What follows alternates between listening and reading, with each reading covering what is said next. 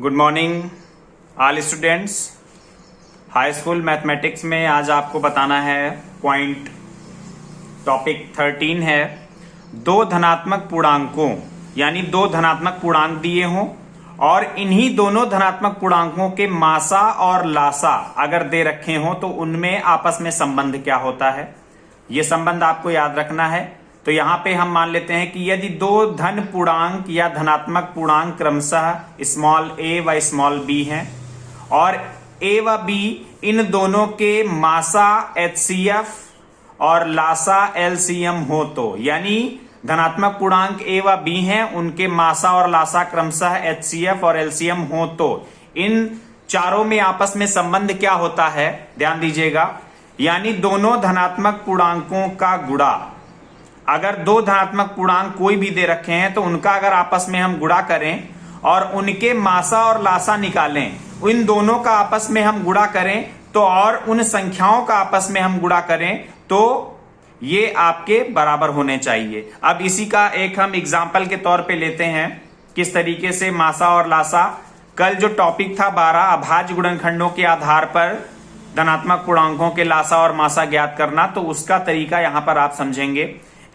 यहां पर page number fair copy में पेज नंबर 12 पे आप देखेंगे कि एक एग्जाम्पल नंबर 6 यहां पर दिया गया है। तो एग्जाम्पल नंबर 6 के आधार पर हम आपको यहां पर समझाने की कोशिश करेंगे। तो यहां पर मान लेते हैं कि दो संख्याएं 6 और 12 हैं। 6 और 12 के अभाज्य गुणनखंड विधि से HCF और LCM ज्ञात करना है, यानी मासा और लासा ज्ञात करना। तो कैसे ज्ञात करते हैं इसको देख लो। ये विधि कल मैंने जो लासा और मासा की परिभाषा आपको बताई थी, ये एक्चुअल परिभाषा होती है जो छोटी क्लासों में आपको पढ़ाया जाता था, समझाया जाता था।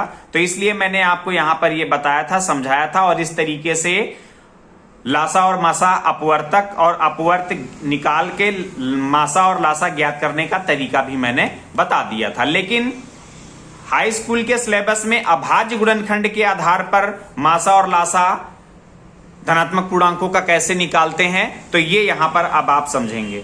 जैसे दे रखा है 6, तो 6 के गुणनखंड तो बना ही लेंगे आप। गुणनखंड, अभाज्य गुणनखंड बनाना तो सभी को आता होगा, पहले से ही आप पढ़ते आए हैं। पहले 2 से काटेंगे, 2 3 6, फिर 2 से नहीं कटेगा, 3 1 3। जब तक नीचे 1 ना आ जाए तब तक हम उसको काटते रहते हैं। अब यहां पे देखिए 6 के गुणनखंड आ गए 2 गुणे 3, लिख दिया मैंने। 20 के गुणनखंड सबसे पहले 2 से 2 दाम 20, 2 पंची 10 और 5 एकम 5, यानी 2 गुणे 2 गुणे 5, ये आ गए 20 के फैक्टर। अब मासा क्या होता है? मासा अभाज्य गुणनखंड में मासा, ध्यान दीजिएगा, जिन दोनों संख्याओं का मासा ज्ञात करना हो उसमें से जो आपको कॉमन मिल जाए, जितनी भी संख्याएं कॉमन मिल जाए उनको गुणे के रूप में हम रखते चले जाते हैं। अब यहां पे देखिए 6 में 2 फैक्टर है, इसको गोल कर लिया, और 20 में भी आपका 2 है, कॉमन है, तो इस 2 को हमने उतार लिया। बाकी देखिए इसमें 3 है, इसमें 3 नहीं है, इसमें 2 है, इसमें 2 नहीं है, इसमें 5 है, इसमें 5 नहीं, बाकी और कुछ कॉमन नहीं मिला, जिसे हिंदी में उभयनिष्ठ बोलते हैं। और कोई भी संख्या हमें उभयनिष्ठ नहीं मिली, इसलिए यही इसका मासा हो जाएगा, यानी इसका HCF हो जाएगा। हो गया। अब लासा देखिए, लासा क्या होता है? जो आपको कॉमन मिले उसको एक बार उतार लीजिए। तो 6 और 20 में आपको 2 और 2 ये कॉमन मिल गया, हमने यहां पर ये 2 उतार लिया, यानी उसका मासा उतार लिया। समझिए, दूसरे शब्दों में अगर हम कहें तो इसका मासा हमने यहां पर उतार लिया। अब बाकी दोनों में जो अन्य अभाज्य गुणनखंड बच जाएं उसको भी इसी के साथ में मल्टीपल में गुणे में रख देते हैं। अब देखिए 2 और 2 का काम तो खत्म हो गया।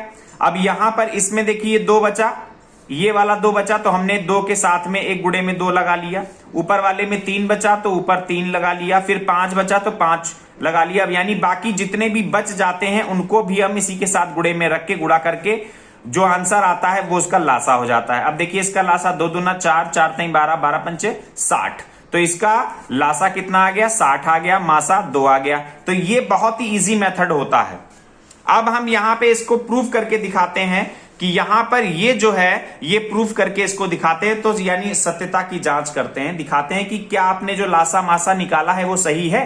तो सत्यता की जांच जो कि रफ कार्य होता है आप करके देख ले, जिससे लासा और मासा आपका सही है या नहीं ये कंफर्म हो जाता है। तो जैसे यहां पर A आप देखें 6 है और B आप देखें 20 है। तो यहां पर A into B is equal to होता है HCF इंटू LCM। दोनों पक्षों में मान रख के देखें, A आपका 6 है और 20 है, HCF आपका 2 आया है और लासा आपका 60 आया है। तो यहां पे देखिए 6 दूना 12 120 आ गया और 6 दूना 12 120 आ गया। तो यानी यहां पर आप देखिए लेफ्ट हैंड साइड जो है वो राइट हैंड साइड के इक्विवेलेंट है, इसलिए हम सत्यापित हो गया कि यहां पर जो आपने लासा और मासा निकाला है ये आपका सही है। तो आपको इस चैप्टर में, इस एक्सरसाइज में जो भी सवाल हैं, तो इसमें आपको सबसे पहले तो प्रश्नावली 1.1 में आपको ये फैक्टर करने हैं।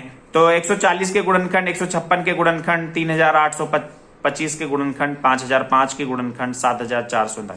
तो ये गुणनखंड इस तरीके से करने हैं, अभाज्य गुणनखंड, यानी 2 से काटिए, फिर 3 से काटिए, फिर 4 से काटिए एंड सो ऑन। इसी तरीके से अभाज्य गुणनखंड तो कर ही लेंगे। उसके बाद दूसरा जो क्वेश्चन दे रखा है, इसके लासा और मासा निकालना है और जांच भी करनी है। जैसे ये एग्जाम्पल मैंने बताया है, जांच करके भी दिखाना है कि क्या ये सत्यापित है या नहीं है। तो यानी पहले इस तरीके से आप करेंगे, फिर सत्यता की जांच करेंगे। तो इसमें 26A हो गया, 91 आपका B हो गया, 510A हो गया, 92 B हो गया, 336A हो गया और 54 B हो गया। अब यहां पर तीसरे में देखिए अभाज्य गुणनखंड विधि द्वारा इसका भी निकालना है। तो 3 संख्याएं इसमें दिए हुए हैं। तो 3 संख्याओं का, अभी तक आपने 2 संख्याओं का लासा और मासा निकाला है। अब एग्जाम्पल नंबर 7 में भी आप देख लीजिए 96 और 104 है, तो कैसे करके निकाला है लासा और मासा, सत्यता की जांच करके भी दिखा दिया है। उसके बाद एग्जाम्पल नंबर 8 में भी, अब एग्जाम्पल नंबर 8 जो है प्रश्न संख्या 3 के जितने भी भाग हैं वो एग्जाम्पल नंबर 8 से होंगे। तो अभाज्य गुणनखंड विधि से हम कैसे निकालते हैं, तो इसको आप यहां पर देख लीजिए।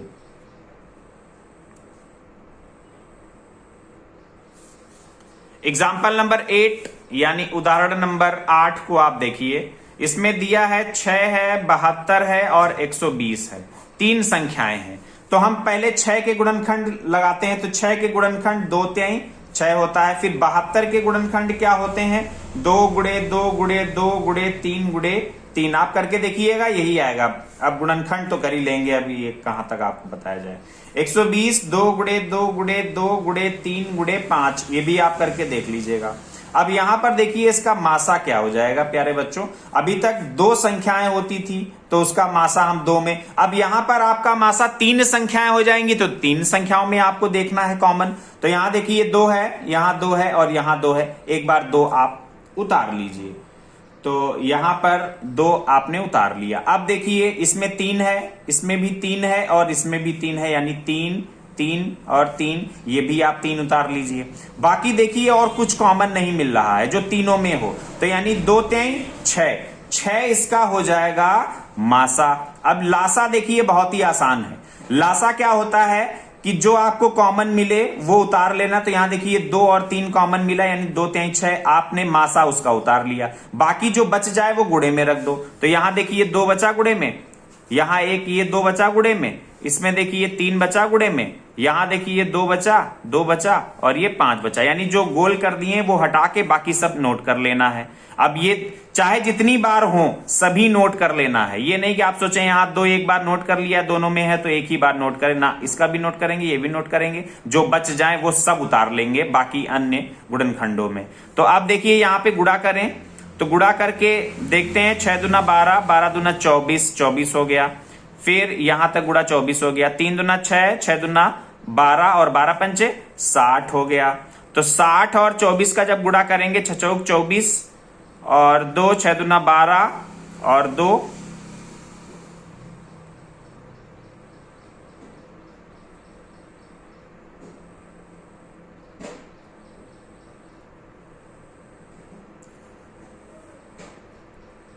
यहां पर देखिए एक चीज थोड़ा सा गलत हो रही है। यहां पर 2 और 2, अगर बाकी अन्य 2 में भी जो कॉमन मिलता है उसको भी एक बार नोट करते हैं। यानी यहां पर ये 2 कॉमन मिला, इसमें ये 2 कॉमन मिला, तो एक बार 2 उतार लिया। उसके बाद 1 2 इसका मिला, 1 2 इसका मिला, तो 1 2 ये उतार लिया। फिर यहां पर ये 3 बचा और ये 5 बचा, यानी ये नहीं, ये 2 बार 2 नहीं उतारे जाएंगे। तो ये आ जाएगा 6 दूना 12 दूना 24 और 3 पची 15, 15 और 24 का गुणा करेंगे तो 15 चौको 60, 6 15 दूना 30 और 6 ये आपका हो जाएगा 360। ये इस तरीके से इसका आंसर हो जाएगा। तो आपको अन्य दो में भी यहां पर कॉमन देख लेना है, ठीक है। लासा में इतना ध्यान दीजिएगा कि 2 बार यानी अन्य दो संख्याओं में भी जो 2 बार मिले उसको भी 1 बार नोट करना है, ठीक है। ये थोड़ा सा गलती यहां हो रही थी। तो 360 इसका आंसर आएगा। ये एग्जाम्पल में आप देख लीजिएगा। और एक बहुत ही अच्छा, जब कई संख्याएं आ जाती हैं तो एक बहुत ही अच्छा मेथड होता है लासा निकालने का, उसको आप देख लीजिए। तो ये तरीका आपको आसान लगेगा, यानी चेक करके आप देख सकते हैं कि आपने जो निकाला है वो सही है या नहीं 3 संख्याओं के लिए। तो 3 संख्याओं के लिए पहली संख्या, यानी यहां पर अगर आपको सत्यता की जांच करनी है 3 संख्याओं में तो कैसे आप करेंगे इसको भी देख लीजिए। 2 संख्याओं के लिए तो ये मेथड होता है, 3 संख्याओं के मासा और लासा आपने जो निकाले हैं उनमें सत्यता की जांच करनी हो तो बहुत ही आसान है। यहां पर 6 72 120, तो 6 72 और 120 हम नोट करेंगे। अब यहां पे देखिए हम कोई ऐसी संख्या लें जिससे तीनों संख्याएं जब तक कटें, तो यहां पर 2 से देखिए 6 भी कटेगा, 2 तिहाई 6, 2 से 72 भी कटेगा, 2 तिहाई 6 दुछाक 12, और 2 से आपका 120 भी कटेगा, दुछाक 12 60 आ गया। अब 3 है 36 है 60 है, कौन सी ऐसी संख्या है जिससे 3 भी कटे 36 भी कटे 60 भी कटे? 3 है। 3 एकम 3, 3 एकम 3, 3 दूना 6 और 3 दूना 6 20 आ गया। अब देखिए यहां पर 1 है 12 है और 20 है। 1 12 और 20 में कोई ऐसी संख्या नहीं है जिसमें 1 भी कटे 12 भी कटे 20 भी कटे। एक तो होती है, एक से तो सभी कटते हैं, एक को छोड़ के अभाज्य गुणनखंड, अभाज्य संख्याएं।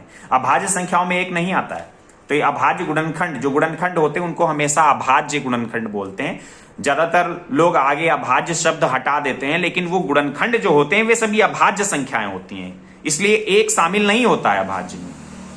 अब यहां पर देखिए तो तीनों संख्याएं जिस संख्या से कट रही हैं ये इसका मासा हो जाएगा, यानी यहां पर इसका मासा देखिए क्या हो जाएगा, 2 तिहाई 6, यानी 6 इसका मासा हो जाएगा, क्योंकि जो तीनों ही संख्याएं जिन संख्याओं से कटती हैं हम वो मासा होता है। तो 6 देखिए इसका मासा आ गया। अब आगे और काटते चले जाओ जब तक नीचे 1 1 1 ना आ जाए, वो उसका लासा हो जाएगा। अब देखिए यहां पर 12 है और 20 है, एक तो एक आ ही गया। 12 और 20 किससे कटेगा, 2 से फिर काटें, एक तो एक उतार लेंगे, दुछाक 12 और 2 दहम 20। अब 6 2 से कटेगा, 2 ये एक तो एक उतारते चलेंगे, 2 तिहाई 6 और 2 पंची 10। अब यहां पर 3 और 5 में 3 से कटेगा, 3 एकम 3 और 5 वैसे उतार लेंगे, फिर 5 से कटेगा, 5 एकम 5 5 एकम 10। तीनों देखिए 1 1 1 आ गए। अब रुक जाएंगे, अब अगर काटोगे भी तो कोई फर्क नहीं पड़ेगा, एक से आप काटते चले जाएंगे, एक से कटता नहीं है, एक से तो सभी संख्याएं कट जाती हैं तो इसलिए उससे काटते ही नहीं है। तो अब यहां पर इसका लासा क्या हो जाएगा, बहुत ही आसान होता है। लासा क्या हो जाएगा, ये जितने भी फैक्टर्स आ गए हैं इन सबका आपस में गुणा कर लो। तो 2 तिहाई 6, 2 दूना 4, 3 पची 15। तो अब यहां पर 15 चौको 60 और 6 36 360। देखिए आपका आंसर सही है कि नहीं, 360 आ गया और 6 आ गया। लासा 360, मासा 6।